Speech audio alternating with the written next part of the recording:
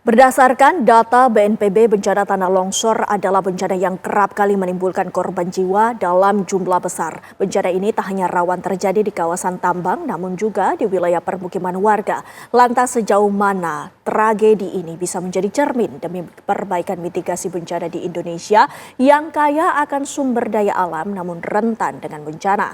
Saksikan benang merah episode Cermin Tragedi Gunung Kuda.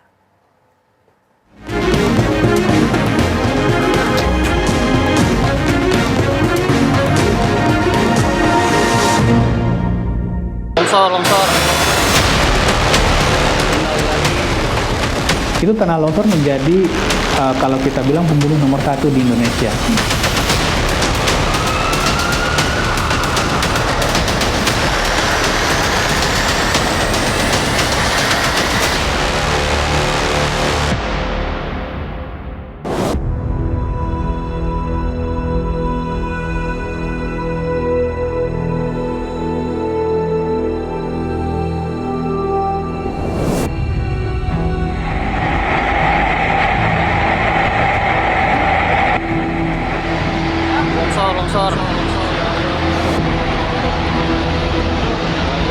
Longsor.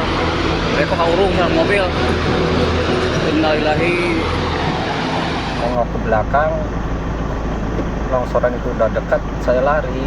Jadi sempat lari lah, tapi masih ketiban ininya kaki. Mas, tidak ada peringatan atau tanda-tanda mau longsor itu nggak ada. Jadi spontan begitu itu langsung kebruk aja.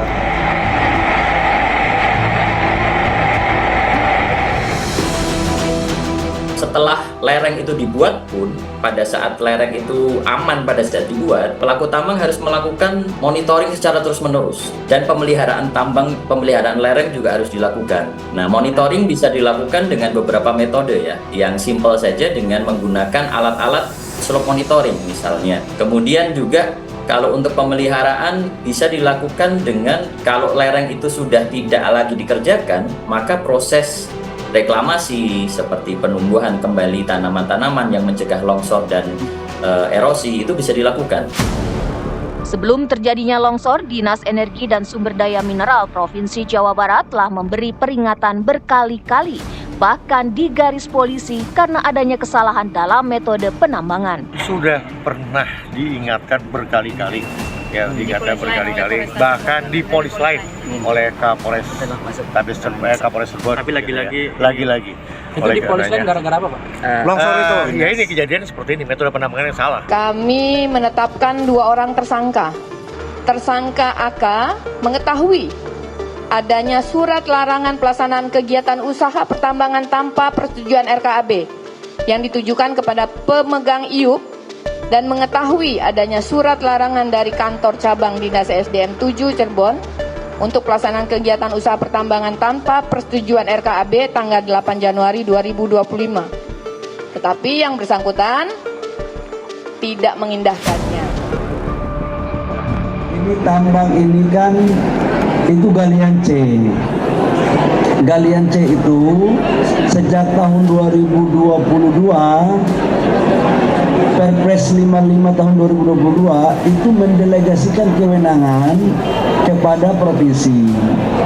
Karena kewenangan perizinan kepada provinsi termasuk dalamnya adalah pengawasan. Tapi kan kita kan tidak pernah meminta agar kejadian seperti ini. Dengan kejadian seperti ini maka tidak menutup kemungkinan sedang kami pertimbangkan untuk kita lakukan evaluasi total. Kalau memang dilihat ada penyalahgunaan, maka izinnya tidak menutup kemungkinan untuk dikembalikan lagi ke pusat. Itu ya. Pencabutan izin bagaimana? Ya, gubernur sudah cabut itu kalau tidak salah. Gubernur sudah cabut, tapi saya akan melakukan evaluasi total. Nanti saya minta Dirjen Minerba untuk melakukan evaluasi total. Yang akan mengembangkan kasus ini nanti akan dipanggil ya sebagai saksi pihak-pihak terkait lainnya, baik itu dari saksi korban ya. Korban kan ada yang selamat ya, yang mengalami luka akan kita minta keterangan. Kemudian dari dinas instansi terkait, ada Perhutani, kemudian dinas SDM baik provinsi maupun dari Pemda Kabupaten Cirebon, kemudian dinas lingkungan hidup ya. masuk nanti kita akan minta keterangan juga sebagai saksi dari pihak kementerian ya, Inspektur Tambang. Dinas-dinas itu berkaitan dengan perizinan atau pengawasan? Ya, terkait dengan pemberian proses perizinan termasuk pengawasan.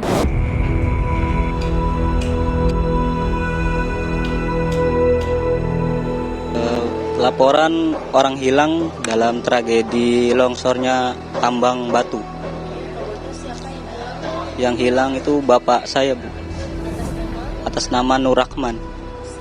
Usia 38 tahun.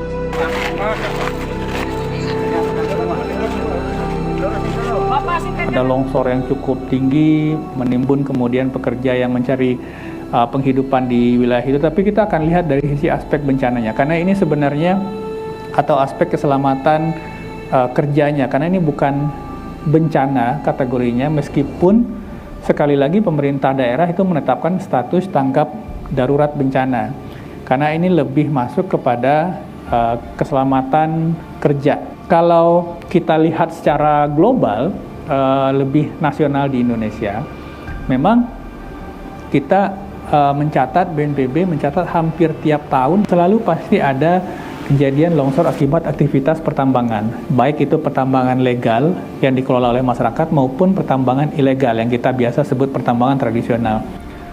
Kalau kita lihat bencana tanah longsor dari tahun 2020 hingga 2024, udah 5 tahun terakhir, sebenarnya kalau untuk annually repeated disaster, artinya bencana-bencana yang pasti setiap tahun itu selalu terjadi, itu tanah longsor menjadi kalau kita bilang pembunuh nomor 1 di Indonesia, paling banyak. Jadi kita lihat ini meninggal dan hilang dan jumlah kejadian itu paling banyak di 2024, 235 korban meninggal dan hilang. Kemudian disusul 2021 ini pada saat siklon Seroja juga sangat banyak terjadi kejadian longsor pada saat itu. Jadi di Indonesia, meskipun jenis kejadian bencana yang paling tinggi itu yang paling banyak terjadi setiap tahun itu adalah banjir, tetapi kalau dalam konteks bencana yang selalu berulang tiap tahun yang paling banyak menelan korban jiwa itu adalah longsor. Dan kalau dalam 1 tahun itu terdapat 235